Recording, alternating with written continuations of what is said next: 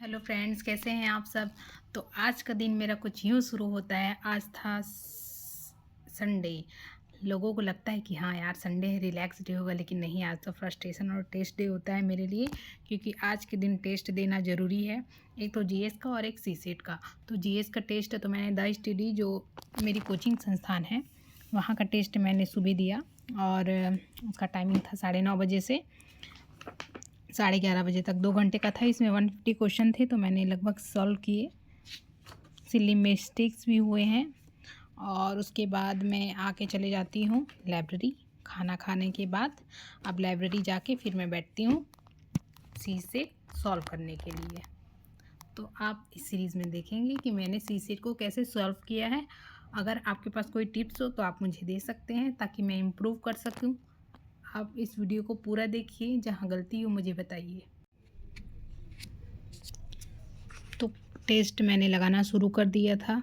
मैं 4:19 से 20 में बैठ गई थी। ये कुछ आगे का पार्ट है। तो देखो मैं यहाँ कैसे कैसे सॉल्व कर रही थी। आप देख सकते हैं, अगर आप कुछ मिस्टेक हो तो आप मुझे बता भी सकते हैं।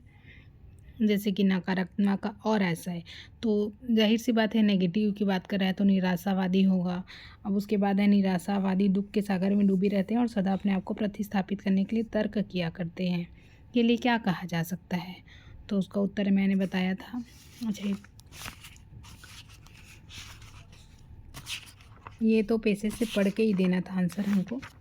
तो इसका आंसर हमने लगाया था डी नंबर, क्योंकि पैसेज पढ़ने से हमको लगता है कि ये सभी है। जैसे कि निराशा कुंठा प्रवचना की जननी है। निराशावादी चेहरा चिंता की रेखाओं से घिरा हुआ रहता है। निराशावादी व्यक्ति दूसरे के आनंद से दुखी रहते हैं। तो ये सभी, इसलिए मैंने इसका आंसर लगाया ऑल। और एक क्वेश्चन था, आत्मिक आनंद से आशय क्या है? तो इसका आह्लाद था। उसके बाद 16 नंबर का क्वेश्चन आ जाता है। उसमें कहता है कि अपनी करनी पार उतरने का क्या अर्थ है?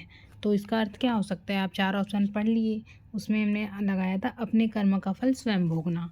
उसी तरह 17वां क्वेश्चन है, वो छोटा सा ही था कि मतलब क्या अंक अर्थ नहीं होता है? तो अंक अर्थ होता है गोद, संख्या और चिन्ह। अंग जो है वो नहीं होता है, तो इसलिए अंक को एलिमिनेट किया गया यहाँ पे। और है, निम्नलिखित व्यंजनों में से कौन से व्यंजन का उच्चारण तालु से होता है? क तालु से तो नहीं हो रहा है, डा नहीं हो रहा है, माँ नहीं हो रहा है, छा बोलने में ही टंग हो रहा है, टच। तो इसलिए हमने इसका आंसर छा लगाया। ऐसे शब्द जो उच्चारण और वर्तनी की दृष्टि से समान हो पर व्युत्पत्ति तथा अर्थ की दृष्टि से भिन्न हो। देखो, उच्चारण और वर्तनी की दृष्टि से समान है तो वो तो समरूप होंगे या फिर समुचित शब्द होंगे। तो इसका आंसर मैंने बी लगाया था।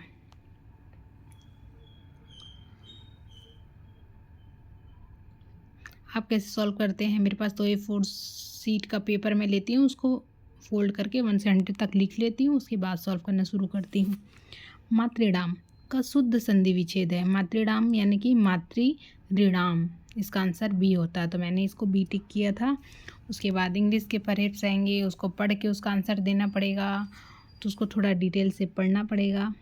जैसे कि यहाँ पे नरेशन से क्वेश्चन था कि John looked at the Taj and said how magnificent. तो इसका आंसर क्या होगा? इसको नरेशन में चेंज कैसे कर सकते हैं?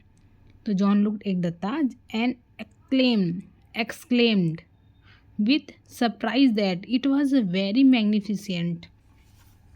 तो इस तरह से इसको मैंने सॉल्व किया था। और भी बहुत सारे क्वेश्चन मैंने सॉल्व किए इसी तरीके से। आगे आप देख सकते हैं कि मैं 22 नंबर के क्वेश्चन में पहुंच गई हूं। और यहाँ पे हमको पीसी वाइज करना है कि जैसे एवरीवन लव्स हिम, तो उसका आंसर होगा D, he is loved by everyone. फिर उसके बाद मैं आगे बढ़ती हूँ और इसी तरह सॉल्व करती हूँ। 23 नंबर का क्वेश्चन, शायद ये मैंने अभी बताया, वो 22 बोल दिया था, ये 23 का मैंने बताया था। तो इस तरह से सॉल्व कर सकते हैं हम, आप देख सकते हो।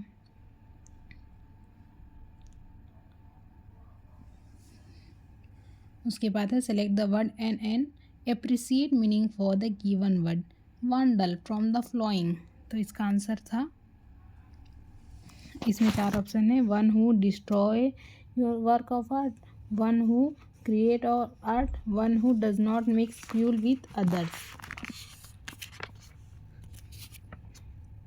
तो इसका आंसर मैंने ए लिया था।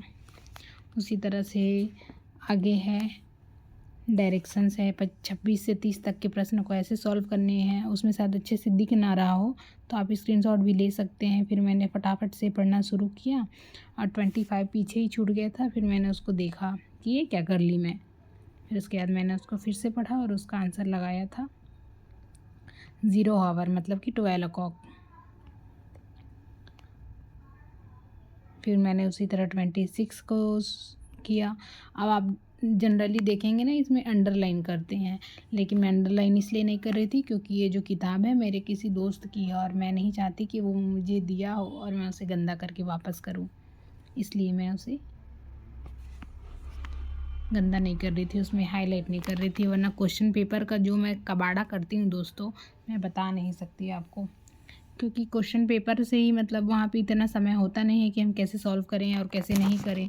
तो इसलिए ज़रूरी है कि आप अच्छे से सॉल्व करें और वहीं पे हाईलाइट करें। मैं तो क्वेश्चन के साथ ही मतलब आंसर लिखने लग जाती हूँ। और सबसे पहले तो अगर सी सेट सॉल्व कर रहे हैं हम तो ए से जेड तक की गिनती लिख लें। और भी जैसे कैलेंडर हैं उसके मतलब कोड होते हैं, मंथ कोड, वो सब लिख के रख लें। तो ये सब छोटी छोटी टिप्स हैं जिसका यूज़ करना चाहिए हमको। इसी तरह आगे क्वेश्चन सॉल्व करते करते हम बढ़ जाते हैं। फिर उसके बाद पहुंच जाते हैं नंबर, कौन सा नंबर चल रहा था हमारा, इंग्लिश का मैं इसलिए ज़्यादा नहीं पढ़ रही हूँ ना क्योंकि वो थोड़ा आप अपने स्तर पे चेक कर सकते हैं। मैं तो उतनी स्ट्रांग नहीं हूँ, बाकी जहाँ तहाँ मैं अच्छे लिख ही मतलब सॉल्व कर ही लेती हूँ। और टाइमिंग इसलिए मतलब इसमें इनपुट कर दी थी ताकि मुझे याद रहे कि मैंने कब शुरू किया और कब ख़त्म करूँगी। तो मैं 2 घंटे का पेपर रहता है जनरली, लेकिन कोशिश करती हूँ कि 1 घंटे मेरे लिए इनफ हो। लेकिन कभी कभी 1 घंटे 20 मिनट भी हो जाता है, और वो तब जब मैं क्वेश्चन को दोबारा ना पढ़ने वाली स्थिति में हल करने का प्रयत्न करती हूँ। तो अब 36वां देखते हैं कि कौन सा कथन सही नहीं है। अब देखो, सभी मनुष्य मरणशील हैं, तो ये तो बहुत सही बात है। सभी गुलाब लाल हैं, ये भी सही है। कोई मनुष्य पूर्ण नहीं है, कुछ हाथियों के सूंड होते हैं। कोई मनुष्य पूर्ण नहीं है, कुछ हाथियों के सूंड होते हैं। सभी मनुष्य मरणशील हैं। तो यहाँ पे 4 है, इसमें आपको उत्तर बताना है कि क्या इसमें से गलत है। अब इसी कथन में दिया है कि सभी मनुष्य मरणशील हैं और दूसरा सेंटेंस कहता है कि कोई मनुष्य पूर्ण नहीं है। ये तो सत्य है, यानी कि ये कथन सत्य है। और फिर उसके बाद है कुछ हाथियों के सूंड होते हैं, तो ये भी सत्य है। लेकिन सभी गुलाब क्या लाल होते हैं? नहीं होते ना। कोई गुलाब काला होता है, कोई पीला होता है, कोई गुलाबी होता है, इसलिए हमने इसका उत्तर डी लिया था। और उसके बाद एलिमिनेट करना था कि कौन सा भिन्न है, तो यहाँ पे 27, 64 और 144 125 किसी न किसी का स्क्वायर था। और यहाँ पे 27 था, वो हटाना था हमको, क्योंकि 27 किसी का वो नहीं होता है। उसी तरह एक हिंदी का एक और क्वेश्चन आता है। फिर उसके बाद धीरे से आगे बढ़ जाते हैं हम। तो एक क्वेश्चन देखते हैं कि कोड वाला था, तो मैं आपको बता रही थी। तो इसमें या तो हम वर्ड को आगे पीछे करके लिख सकते हैं या फिर उसके नीचे देख सकते हैं। तो देख सकते हैं कि बी के बाद सी है, एन के बाद ओ है, एल के बाद पी है, ओ के बाद पी है। इसी तरह मैंने उसको फिर से ऊपर में लिखा ताकि मुझे कन्फ्यूज़न ना हो, इसलिए मैं इसको अच्छे से डिस्क्राइब करती हूँ कि कैसे कैसे मैंने इसको सॉल्व किया। कुछ ना मेरे वीडियो इधर उधर हो गए होंगे दोस्तों, तो आप उसे थोड़ा इग्नोर कीजिएगा, क्योंकि मैं 2-2 मिनट का वीडियो बना के उसे कोलैब करती हूँ। या हो सकता है कोई वीडियो डबल भी डल गई हो, जैसे लग रहा है ना यहाँ पे ये वीडियो डबल आ गई है। कोई बात नहीं, जैसे कि मैंने आपको बताया था कि सभी गुलाब लाल हैं, इसको हमने एलिमिनेट करना पड़ेगा यहाँ पे। फिर उसके बाद दूसरा जो क्वेश्चन है यहाँ पे 27 और 64, 125 और 144। तो 12 2 जा 24 होता है, लेकिन 12 12 जा 144 होता है। उसी तरह 8 8 जा 64 होता है और 15 × 15 125 होता है। और 27 तो नहीं होता है, इसलिए 27 3 का क्यूब है जिसको एलिमिनेट करना था। और फिर एक कथन दिया गया था कि यहाँ पे एलिमिनेट करना था एक कोड के माध्यम से, कौन सा सेंटेंस है कौन सा नहीं है। तो इसको अच्छे से पढ़ के अपने हिसाब से आप सॉल्व कर सकते हैं। मैंने कोशिश किया कि कैसे मैं सॉल्व की, और इसका उत्तर मैंने डी निकाला था। और उसके बाद अब हम आएंगे अल्फ़ाबेट वाले में। सभी मेरे को लग रहा था कि नहीं सभी कथन सही हो रहे हैं, तो इसलिए मैंने इसको डी लिया। अब उसी तरह इसमें कंप्यूटर और ये सब दिया हुआ है, तो इसको मैं अभी बताइए आपको कि डबल हो गया है, तो ये शायद वीडियो डबल आ गया था। अब मैं इसको सोचूंगी कि इसी के अनुसार लिखा जाए या फिर क्या किया जाए, लेकिन मैं कोशिश करती हूँ कि मैं पूरा लिखूँ। फिर मैं सोची कि बी सी बी ऐसे हो जा रहा है, तो इसलिए ना मैंने उसको ऊपर में लिखूँगी अब।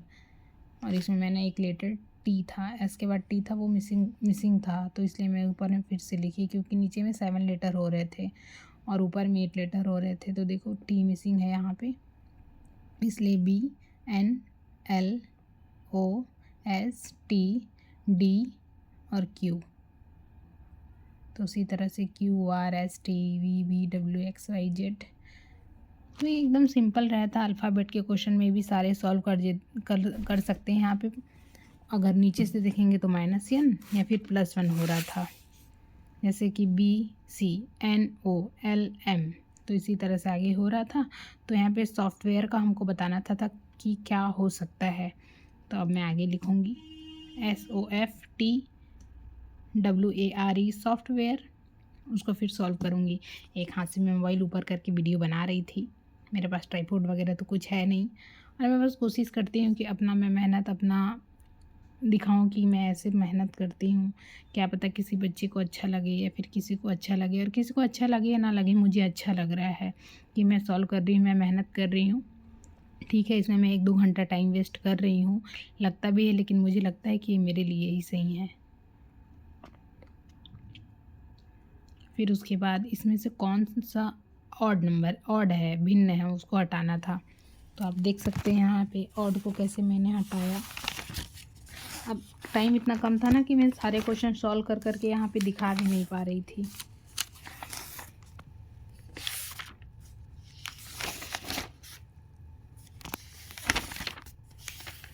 अब धीरे धीरे आगे बढ़ते बढ़ते 42 क्वेश्चन में आ जाते हैं। अंतर्व्यक्तिगत संप्रेषण में स्रोत प्रामाक के प्रकार निभाए जाते हैं, दूसरे व्यक्ति के द्वारा, प्रत्येक व्यक्ति के द्वारा। तो अंतर्व्यक्ति है तो स्रोत और प्रामाक मतलब एक दूसरे की, मतलब प्रत्येक व्यक्ति के द्वारा निभाया जाएगा, इसलिए उसका उत्तर मैंने बी लिया था। हाँ, और एक क्वेश्चन आता है इसमें ए से रिलेटेड। तो ए से जो रिलेटेड क्वेश्चन रहता है वो मोस्टली दिया रहता है 1 गुना है, 2 गुना है, 4 गुना है, 3 गुना है, कभी कभी माता पिता दोनों की आयु ऐड करके निकाली जाती है। दूसरी तरह से एक प्रश्न यहाँ पर भी आया हुआ था कि एक माता अपनी बेटी से 4 गुना बड़ी और पिता से 5 गुना बड़ी है, माता पिता की उम्र का योग 135 है, तो बेटी की उम्र क्या है। तो यहाँ पे कुछ नहीं करना था, 4 गुना यानी कि 4, 5 यानी कि 5 गुना, तो 4 और 5 मतलब कि 9 हो गए, और उनका योग था 135, तो उसको मैंने यहाँ पे 9 से भाग दे दिया, तो 9 कम 9, 9 पंचे 45, तो यहाँ पे 15 था और ऑप्शन 20 का सही उत्तर था। रंगों के संप्रेषण के लिए किस शब्द का प्रयोग किया जाता है। अब देखो रंग का संप्रेषण तो रंग विद्या ही आएगा, एक रंग अनुसूची ऐसा तो होगा ही नहीं, रंग विज्ञान ऐसा भी हमने कभी नहीं सुना, तो रंग विद्या उसका सही उत्तर था। दूसरों के साथ प्रभावी संप्रेषण करने की किसी व्यक्ति की क्षमता कहलाती है। तो यहाँ पे 4 ऑप्शन दिए हुए थे, इसका उत्तर मैंने लिया था 45 का ए। अब उसी तरह 46 का आ गया कि जब आप अन्य निर्धारित हो जाते हैं तो आप क्या करते हैं। तो आप क्या करते हैं, सबसे पहले अपनी सत्यनिष्ठा को बनाए रखते हुए अन्य लोगों की आवश्यकताओं, प्रेरणाओं, इच्छाओं के बारे में विचार करते हैं। उसी तरह से आगे सॉल्व करते करते 47 वाला क्वेश्चन एकदम इजी और सिंपलेस्ट क्वेश्चन था, क्योंकि ये बड़ा इंटरेस्टिंग क्वेश्चन रहता है, मतलब ये सीरीज़ रहती है कौन छोटा है कौन बड़ा है। तो मैंने इसको सॉल्व किया था कि रमन मोहन से तेज़ दौड़ रहा है, या फिर दौड़ने वाला आता है, कौन ज़्यादा दौड़ता है कौन कम दौड़ता है, लेकिन करीम से तेज़ नहीं दौड़ता, तो करीम ऊपर रहेगा, तो फिर उसके बाद रमन उससे ऊपर रहेगा। करीम सुमन से तेज़ दौड़ता है लेकिन अभिनव से तेज़ नहीं दौड़ सकता, तो अभिनव अभी के देखेंगे तो अगर ऊपर आएगा, वो तो लाइन से बनाना होता है, मैंने अभिनव को बीच में बना दिया था, तो फिर मैंने उसको देखा कि नहीं अभिनव होगा इसका उत्तर, तो फिर मैंने अभिनव लगाया उसी तरह समस्त अंतर्व्यक्ति संप्रेषण का अधिभावी विचारणीय तत्व होता है।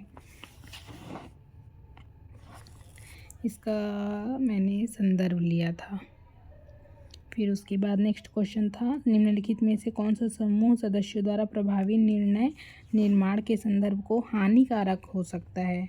तो हानिकारक क्यों होगा आप बता सकते हैं। हानिकारक इसलिए होगा, एकदम संशक्तिशाली हो, चरम संशक्तिशाली हो तो हानिकारक हो सकता है, इसलिए इसका उत्तर मैंने ये दिया था।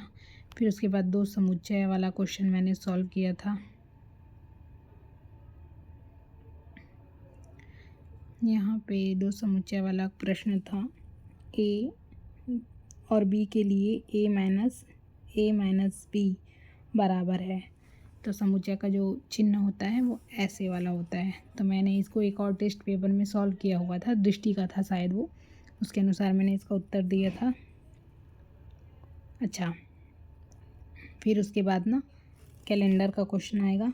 एक और है माध्यिका और बहुलक वाला, उसमें बहुत टाइम टेकिंग लगता, और चाहती तो बना सकती थी लेकिन मैंने उसको स्किप करना जरूरी समझा, क्योंकि ज़्यादा डेटा थे ना, तो फिर मेरे को लगा कि आगे निकल जाना चाहिए, इसलिए मैं इसको सोची कि स्किप कर देती हूँ ना। मैं काउंटिंग करना शुरू कर दी थी, फिर मैं सोची अरे यार टाइम लगेगा, सोचती इसको स्किप कर देती हूँ, और फिर मैंने इसको कर दिया SISKIP स्किप। फिर उसके बाद हम आगे आते हैं कि निम्नलिखित में से किस शताब्दी में फरवरी में 29 दिन होंगे। तो जनरली हम देखते हैं कि 29 दिन कब होता है, जब 366 का दिन हो, और ये शताब्दी वर्ष में होता है, तो इसलिए कौन सा होगा, 2300 होगा। अब यहाँ पे परसेंटेज से भी क्वेश्चन आते हैं कि 10 कमीज और 8 कमीज का विक्रय मूल्य के बराबर हो, तो जाहिर सी बात है कि 10 कमीज 8 कमीजों के मूल्य के बराबर है, माने कि 100% है 10 का, तो 2 का 25, फिर 2 का 25, फिर 2 का 25, फिर 2 का 25, इसी तरह उसे 25% का लाभ हो रहा था। अब यहाँ पे दिया है विषम को हटाना था, जैसे कि बोतल और मदिरा, ये तो सही था, कप चाय ये भी सही था, घड़ा पानी ये भी सही था, लेकिन गेंद और बल्ला होता है क्या एक साथ, नहीं होता, गेंद और बल्ला एक साथ नहीं होता ना, ये तो बैल गेंद के साथ क्या होता है, बैट होता है, इसलिए मैंने उसको बी को एलिमिनेट किया था। इसी तरह आगे मैं क्वेश्चन सॉल्व करती हूँ, कोशिश करती हूँ कि जल्दी से जल्दी मैं सॉल्व कर सकूँ। अभी भी कम से कम 15-17 मिनट हो गए थे। मेरे एक हाथ में घड़ी रहता है, तो बीच बीच में मैं घड़ी भी देखते रहती हूँ, कहीं टाइम ज़्यादा तो नहीं निकल गया है। घड़ी पहनने की अब ऐसी आदत हो गई है कि मतलब बार बार हाथ देखने को ही लगता है कि कितना समय हो गया, और ख़ासकर जब तब टेस्ट लगाते रहो, और टारगेट जब आपका हो कि आपको 1 से 1.5 घंटे में सेट पूरा सॉल्व करने हो, क्योंकि आपके पास समय नहीं होता ना, आपको उसको दोबारा चेक करके भी देखना पड़ता है, इसलिए। अब उसके बाद देखते हैं कि 56 नंबर का निर्णय लेने का पहला चरण क्या होता है। तो जाहिर सी बात है, यदि निर्णय लेंगे तो सबसे पहले क्या करेंगे, समस्या को पहचानेंगे और उसको परिभाषित करेंगे, इसलिए उसका उत्तर मैंने सी लिया होगा। हाँ, और एक क्वेश्चन था इसके बाद अनुपात से, अनुपात भी मेरे से बन जाता है, मेरे से जब वो समीकरण वगैरह होता है ना, वो नहीं बनता है। अनुपात सबसे अच्छा लगता है मुझे, रैंकिंग अच्छी लगती है, एज वाला क्वेश्चन अच्छा लगता है, परसेंटेज भी अच्छा लगता है, जब तक उसमें डेसिमल वगैरह यूज़ ना हो, दशमलव वगैरह ना हो। इसी तरह आगे मैं सॉल्व करती हूँ।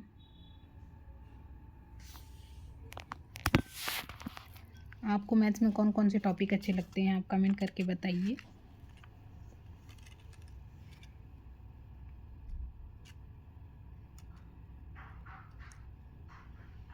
यहाँ पे अनुपात वाला प्रश्न को मैं सॉल्व कर रही हूँ कि कैसे सॉल्व करना है। जैसे कि यहाँ पे बोला गया था, दो संख्याएं हैं, उनका योग है 5, अंतर है 1 और गुणनफल है 18, तो इनके वर्गों का अंतर बताना था। तो इसको दोनों को सॉल्व करके 9 का वर्ग और 6 का वर्ग माइनस कर देना था। तो 9 ने 81, 6 छक्का 36, तो इसको हटाने से आंसर आ रहा था 45।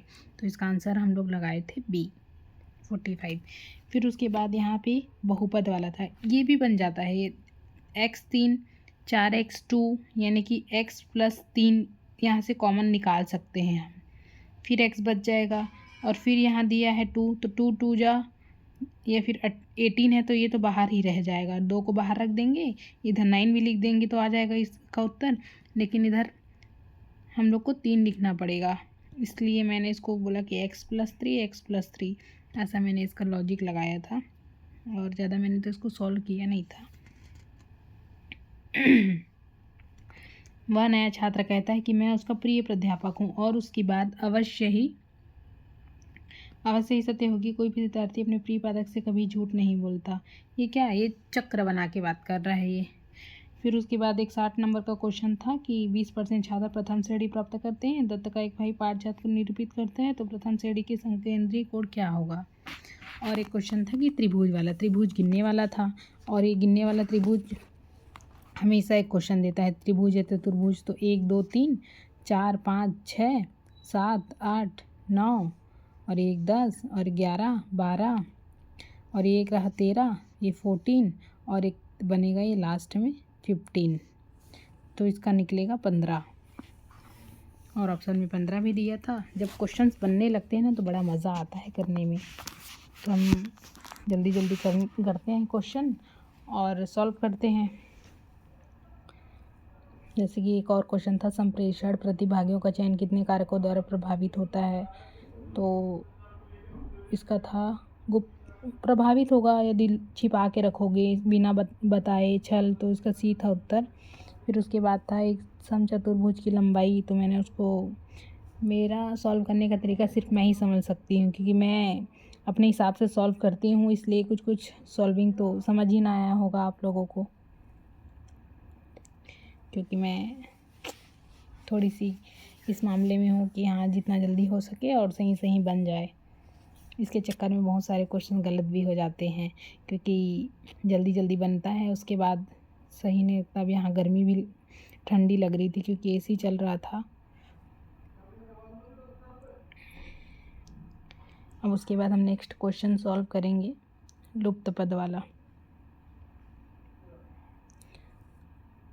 3 5 5 19 7 41 9 ये था, लेकिन ये मेरे से बन नहीं रहा था। फिर मैं सोची कि इसको बना के देखती हूँ, बट अफसोस ये बना ही नहीं।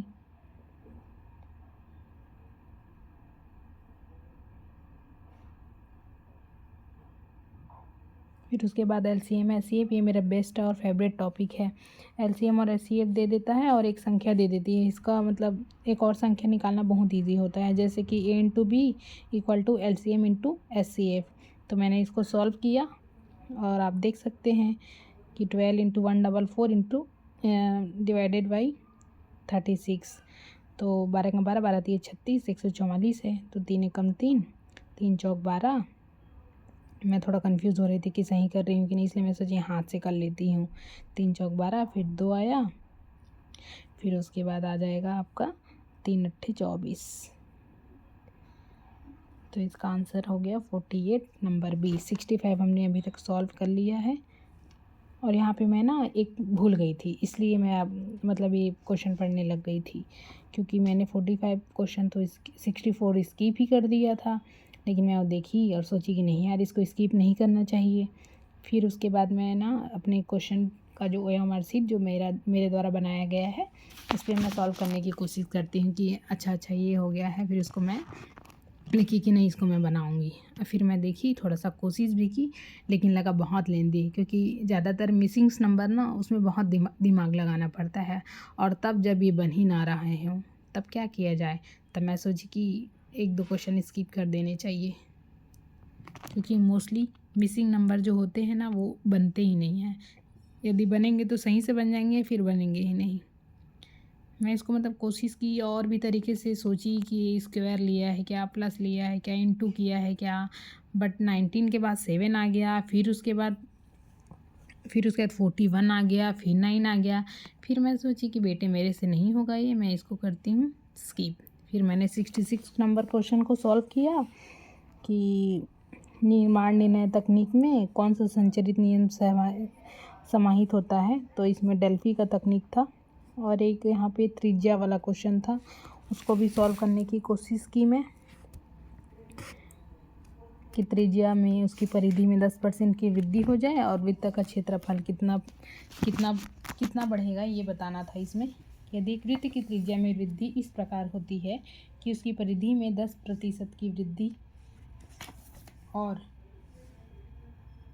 10%। हाँ, इस प्रकार वृद्धि करती कि परिधि में ही हो रहा है, तो उसका क्षेत्रफल कितना बढ़ेगा ये बताना था। तो पहले तो गुणा करना पड़ता है और फिर परिवर्तित करने वाला को गुणा करके बनाना पड़ता है। तो इस तरह से इसको कर सकते हैं सॉल्व, लेकिन क्वेश्चन बहुत सारे थे तो इसलिए मैं इसको आगे ही बढ़ गई। वह कौन सी मानसिक कार्य समस्या है जो समाधान में सहायक नहीं होती? तो अंतर्दृष्टि नहीं होती है। फिर उसके बाद एक क्वेश्चन था ये विभाज्य वाला, इसको भी मैंने स्किप करके आगे निकल गई।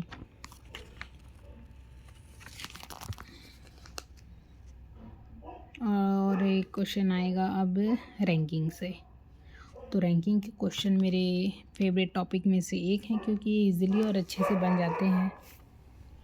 जैसे कि यहाँ पे क्वेश्चन है, विकास 49 छात्रों की एक कक्षा में 18वें स्थान पर है, आखिर से उसका कम क्या होगा? तो यहाँ पे तो इसको माइनस करना पड़ेगा हमको। 49 में 18 माइनस करेंगे तो आएगा 31, लेकिन हमको यहाँ पे देखना पड़ेगा कि हम उसको पीछे से गिन रहे हैं, तो इसलिए हम वहाँ पे +1 करेंगे। तो यहाँ पे इसका उत्तर हो जाएगा 32। फिर उसके बाद कथन है, क्या भारत में स्कूली शिक्षा को निःशुल्क कर देना चाहिए? इसका तर्क है हाँ, साक्षरता के स्तर को सुधारने का यही मात्र उपाय है। दूसरा है नहीं, आर्थिक ढांचे पर हमले से ही भारी बोझ और अधिक बढ़ जाएंगे। तो मुझे तो ये समझ ही नहीं आ रहा था कि एक बार कह रहा है कि एक मात्र उपाय है, तो ऐसा तो नहीं है। और दूसरा है कि आर्थिक ढांचे के पहले से ही भारी बोझ और अधिक बढ़ जाएगा, तो ये भी नहीं था। तो मैंने इसका ले लिया कि दोनों ही तर्क प्रबल नहीं है, यानी कि ना तो एक और ना ही दो। फिर उसके एक क्वेश्चन था कि रतन पवन से 40 मीटर दक्षिण पश्चिम में है। ये मतलब डायरेक्शन से प्रश्न था। यदि ललन पवन के 40 मीटर दक्षिण पूर्व में है। यहाँ पे पेज पूरा भर गया था, मैं छोटे छोटे मतलब रफ वर्क करते करते, इसलिए मैं सोची कि थोड़ा दूसरे कलर का पेन यूज़ कर लेती हूँ जिससे कि मुझे अच्छे से समझ आए और दिखता रहे कि मैं सही बना रही हूँ या नहीं। तो फिर उसके बाद दक्षिण पश्चिम में कौन था? रतन पवन के 40 मीटर दक्षिण पश्चिम में है। यदि ललन पवन के 40 मीटर दक्षिण पूर्व में है तो ललन रतन के किस दिशा में होगा? तो इसको फिर मैंने बनाया अपने तरीके से और सॉल्व किया। तो इसका आंसर आ रहा था पूर्व, क्योंकि वो उधर से दक्षिण पूर्व में था। दक्षिण पूर्व इन द सेंस उस साइड से, और हम उसके स्थान पर खड़े होकर देखेंगे तो पूर्व। एक पल के लिए लगेगा पश्चिम है, लेकिन नहीं, इसका उत्तर पूर्व था। फिर उसके बाद निम्नलिखित समूह से कौन सा इनमें से नहीं है? अब बताइए। ठुड्डी, ठुड्डी कभी हम पढ़ते हैं? हम हमेशा पढ़ते हैं आँख कान दाँत, तो इसलिए मैंने ठुड्डी को एलिमिनेट किया। अब बाद में मिला के देखूँगी इसका उत्तर ठुड्डी था या नहीं, लेकिन मैंने 2 माह के मिला लिया था क्योंकि मैं वॉइस ओवर बाद में कर रही हूँ। ठुड्डी ही इसका सही उत्तर था। और यहाँ पे माध्यिका वाला सवाल था, ये बहुत इजी बनता है अगर आपके पास अच्छे डेटा हैं तो, लेकिन यहाँ पे मैं सॉल्व करते करते ही गलत बना दी थी। तभी मैं सोच रही थी कि कैसे मतलब गलत हो रहा है और कहाँ गलती हो रही है, क्योंकि यहाँ पे इसका सूत्र रहता है n+2 + n/2 + 1 / 2। तो यहाँ पे मैंने इसको गिन के रखा था, कितना था वो 12 था, जितना भी नंबर था, तो 12 को मैंने कर दिया। तो यहाँ पे पद निकालना रहता है, तो 6वां और 7वां पद में हमको देखना था 1 2 3। मैंने 0 को छोड़ दिया था। मैं ये बाद में नोटिस की कि मैं गलती कर रही हूँ और गलत भी हो गया ये प्रश्न। वैसे ये पासिंग मार्क्स रहता है, तो अगर आपका रीजनिंग और हिंदी और मैथ्स के कुछ अच्छे अच्छे टॉपिक अच्छे हैं तो आप क्वालिफाई कर जाएंगे। तो ये सब हुआ। अब उसके बाद मैं इसको थोड़ा और प्रयास कर रही थी क्योंकि मेरे से मिस्टेक हो रहा था और मैं कह रही थी क्या छूट रहा है, क्या हो रहा है, मुझे कुछ समझ ही नहीं आ रहा था। फिर भी मैंने इसको जल्दी जल्दी करने का प्रयास किया। अब हम पहुंच चुके हैं 65 नंबर तो कर ही लिए। अब हमारे पास 25 क्वेश्चन और करने हैं। मैं मतलब जब यहाँ पे कटाव कर रही थी नंबर्स का, तो मैं सोच रही थी नंबर आ क्यों नहीं रहा है। मतलब इसमें सब में दिए हैं 3 4 5 6, तो मैं सोच रही हूँ कि ये आ क्यों नहीं रहा है, 7 क्यों चला जा रहा है, क्योंकि मैं इसको जोड़ रही थी 14 हो रहा था। फिर मुझे लगा कि 14 शायद एक बार और काट लेती हूँ इसलिए, लेकिन फिर मैं सोची कि छोड़ देती हूँ। मैंने इसको यहाँ फ़िल कर दिया है, लेकिन मैं एग्ज़ाम सेंटर में होती तो शायद इसको करती ही ना, क्योंकि मैं थोड़ा और समय लेती हूँ सॉल्व करने के लिए। और एक आता है पाई चार्ट जो 360 का रहता है ना, वो भी एकदम ईज़ी से बनता है। इसको कुछ नहीं करना होता है, जितने नंबर्स रहते हैं उसे डिवाइड करके आंसर निकालने होते हैं और बहुत ईज़ी से बन जाता है ये। आई होप आप लोग को अच्छा लग रहा होगा। मुझे पता है वीडियो ज़्यादा लोग देखेंगे भी नहीं, क्योंकि सोचेंगे 45 43 मिनट का कौन वीडियो देखता है, कौन इतना किसके पास समय है। कोई तो बस ऐसे ही चला के छोड़ देगा, देखेगा भी नहीं। लेकिन ये मैं अपने लिए बना रही हूँ कि हाँ, मुझे पता होना चाहिए कि मैं कैसे सॉल्व की। कोई बात नहीं, आपको कुछ बताना हो तो बोलना हो तो आप बता सकते हैं। फिर उसके बाद था ABCDEF 6 गाँव हैं। अब इसको भी बनाना था। ये भी मतलब आप अगर अच्छे से इसको पूरा फ्री माइंड सेट में बनाना पड़ता है इसको, क्योंकि पूरा एक घर इधर है, घर उधर है, इसलिए मैं सोची कि इसको मतलब स्किप करना ज़रूरी है, क्योंकि उसमें टाइम टेकिंग था। स्किप तो नहीं की, मैं उसको सोची कि बाद में बनाऊँगी, क्योंकि वो बहुत लेंदी हो जाता है। फिर उसके बाद था कालिक संप्रेषण का अध्ययन किया जाता है। इसका उत्तर मैंने बी लिया था काइनेसिक्स के रूप में। बहुत सारे ना टेस्ट पेपर आप सॉल्व करो तो उसका एक्सप्लेनेशन देखने के बाद आपको बहुत सारे ना, जब गलती हुई रही थी तो याद आता है कि अच्छा ये आंसर होता, ये उसका उत्तर होता, ऐसे मतलब इस तरह से आंसर आता है याद। तो फिर उसके हिसाब से हमको पता चलता है कि हाँ, हम यहाँ गलत कर रहे हैं और यहाँ सही कर रहे हैं। तो बहुत सारे टेस्ट सीरीज़ इसलिए लगाना चाहिए। मॉक टेस्ट तो बहुत ज़रूरी है देना, क्योंकि उससे हमें अपनी गलतियों का पता चलता है। 81 क्वेश्चन है कि किसी निर्णय के परिणाम की व्यक्ति संभावता के अनुमान का क्या नियम है। तो अगर निर्णय का परिणाम देखना है तो हम क्या देख सकते हैं। तो यहाँ पे 4 ऑप्शन दिया था और मैंने इसका उत्तर लिया था डी लिया था, उपलब्धता, उपयोगिता का आकलन। अब 82 यहाँ पे देखते हैं कि युक्ति सभी भारतीय धार्मिक हैं, सभी पेंटर धार्मिक हैं, इस तरह से। और फिर 82 क्वेश्चन में कोड वाला था, लेकिन यहाँ पे कम नहीं लिखा था। तो फिर मैं सोची कि इसमें क्या मिसिंग है, तो मैं पीछे आंसर देखी थी इसका, क्योंकि इसमें कुछ तो मिसिंग है। किस कोड को लिए लिखा जा सकता है, मैं समझ ही नहीं पा रही थी कि ये कहना क्या चाह रहा है, क्योंकि खाली टाइम में तो मतलब A से Z तक ये बना ही होता है, लेकिन मैं समझ ही नहीं पा रही थी कि पूछ क्या रहे हैं। तो आप जब भी आपको क्वेश्चन पेपर मिले, OMR शीट मिले आपके पास रफ पेज में, अगर आप उसको ओपन कर लिए और थोड़ा सा भी आपके पास समय है तो 1 से लेके 26 नंबर तक का आपको अल्फ़ाबेट लिखना है। और आप हमेशा ऐसे लिखिएगा, A से लेके M, फिर N से Z, क्योंकि कभी कभी आमने सामने अपोजिट भी पूछता है और उसमें आपको आसानी से पता चल जाएगा। इसलिए मैं हमेशा ऐसे ही ट्रिक यूज़ करती हूँ, आप भी ये ट्रिक यूज़ कर सकते हैं। फिर मुझे समझ नहीं आ रहा था कि ये पूछ क्या रहा है।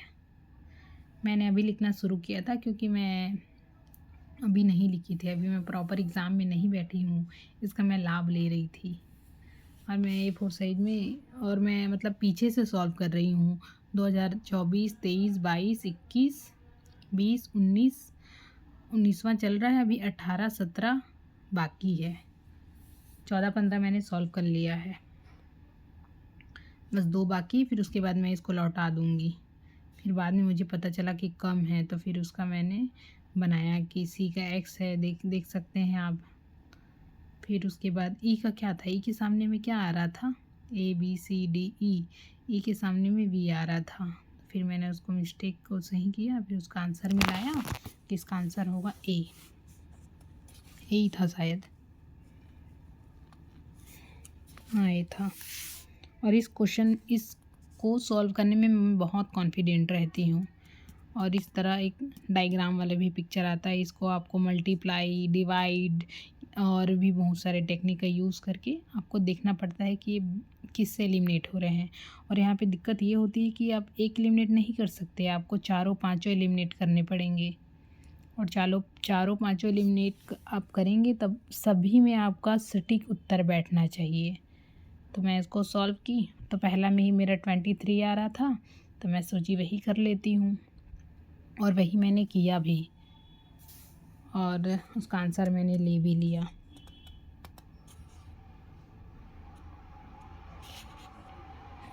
इसको काट पीट के देखी तो आया, तो मैंने इसका आंसर ले लिया था। फिर उसके बाद 1 से 50 के बीच ऐसी संख्याएं जो 7 से भी विभाज्य हो और 3 से भी विभाज्य हो, लेकिन हमको सॉरी 1 नहीं था 11 था, तो 11 से तो मैं आपको बताती हूँ कि वो 4 नंबर है। कौन कौन सा होगा, जैसे कि 7 से तो 7 तो नहीं ले सकते, 6 भी नहीं ले सकते, 9 भी नहीं ले सकते, तो डायरेक्ट अब हम लेंगे जो 7 का भी पहाड़ा में आए। 14 लेंगे तो 3 के पहाड़ा में नहीं आएगा, इसीलिए 21 लेंगे, 28 लेंगे, 35 लेंगे और 49 लेंगे। तो 4 संख्या ऐसी है जो 3 से विभाज्य है। हाँ, और फिर उसके बाद एक क्वेश्चन था कि कौन कितना अमीर है। ए बी से अमीर है, सी ए से अमीर है, डी सी से अमीर है, ई सबसे ज़्यादा अमीर है। अगर सभी को उपरोक्त अमीर के क्रम में बैठाया जाए तो किसका स्थान मध्य में होगा। तो मैंने इसको एकदम सिंपल तरीके से सॉल्व किया था और मेरा एकदम सटीक उत्तर आया था और मैं इसको मिला के भी देखी थी, तो इसका उत्तर मैंने सही ही पाया था। 86 नंबर का ये क्वेश्चन है और इसका उत्तर मैंने लिया था। देखो मध्य में सी दिख रहा है, 86 का सी तो है, लेकिन उसके उत्तर में मैं देखती हूँ डी में सी का अल्फ़ाबेट है ना, तो इसीलिए सी इसका सही उत्तर है। देखा मध्य में पूछा है तो हम इसको मध्य मान के ऊपर डी और ई और नीचे और बी। ऐसे क्वेश्चन बड़े अच्छे लगते हैं। 2019 जैसे ही 2025 में भी UPPCS का पेपर आ जाए तो बड़ा मज़ा आए।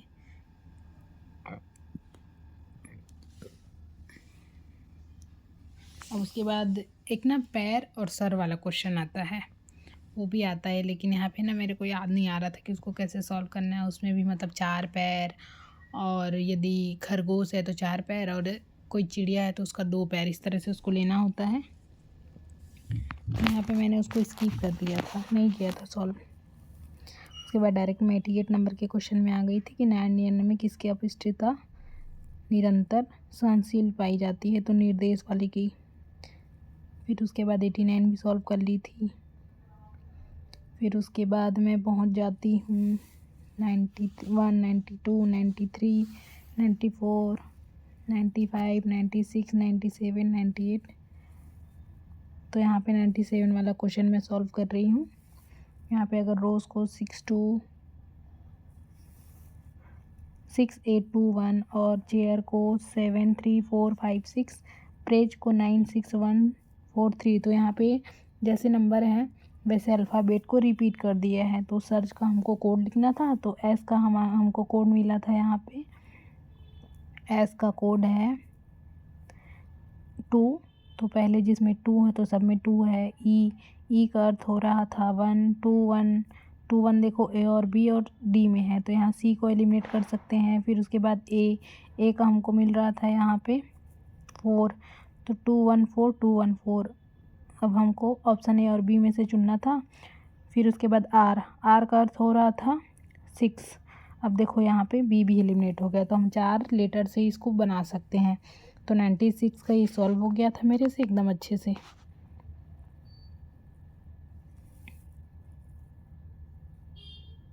क्योंकि 216473 था। आप एक बार वीडियो को पीछे करके देख सकते हैं, मैं सही बताई हूँ या नहीं, क्योंकि अभी मैं क्वेश्चन पेपर पूरा लेके बैठी हूँ, क्योंकि मुझे अभी वॉइस ओवर करना था। अब लाइब्रेरी में वॉइस ओवर करते नहीं बनता है, इसलिए मैं यहाँ वॉइस ओवर कर रही हूँ अभी रूम आकर।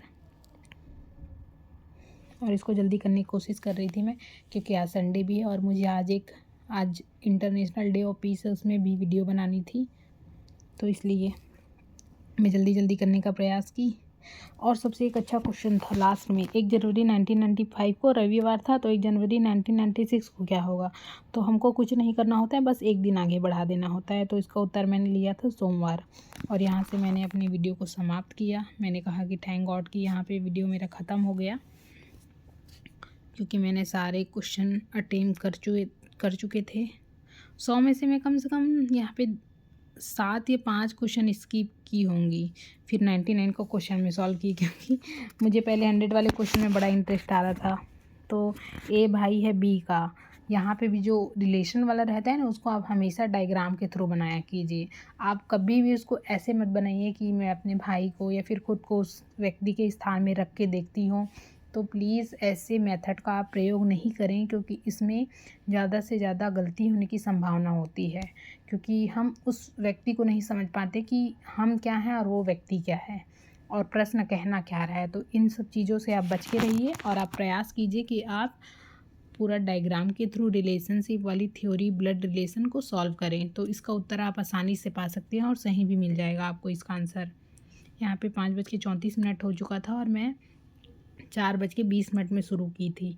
तो 4 बीच 5 20 और मतलब 1 घंटा 15 मिनट समथिंग हो गया था। और फिर मैंने आज तो सीसेट पेपर 1 भी दिया था और जीएस पेपर 2 भी दी हूँ। तब मैं सोच रही हूँ कि अब मैं जल्दी जल्दी रूम जाती हूँ, क्योंकि ठंड भी थोड़ी सी लग रही थी।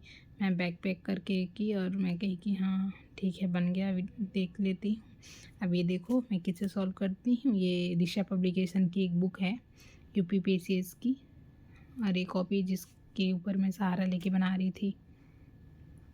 तो आपको वीडियो लाइक करे तो कमेंट कीजिएगा और मेरी छोटी सी हेल्प करके इसको सब्सक्राइब भी कर दीजिएगा।